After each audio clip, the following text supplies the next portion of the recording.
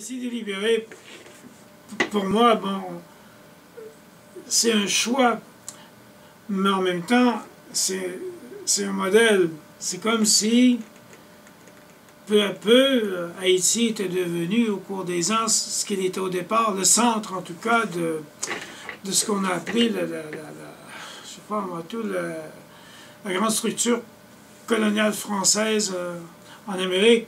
Mais nous, les Canadiens, ou les descendants des Canadiens, toute notre histoire, ça a été d'échapper à la France sans faire notre indépendance, sans faire notre souveraineté.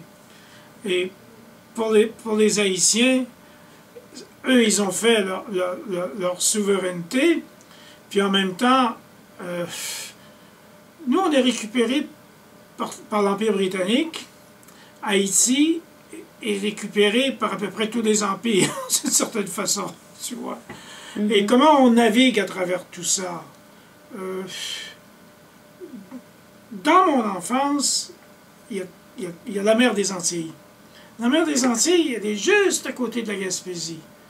Et juste à côté de la mer des Antilles, c'est l'Arctique. Tu vois, moi je viens d'un milieu maritime, un milieu de navigateurs.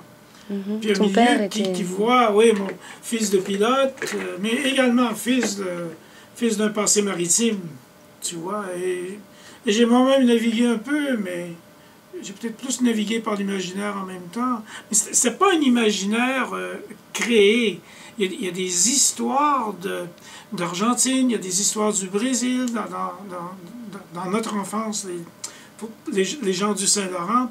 Et en même temps, il y a quelque part Haïti, présente, à peu près comme Louis Riel dans l'Ouest, comme tous les métis, tu vois. On a une histoire complètement ouverte, qui a été fermée sur nous.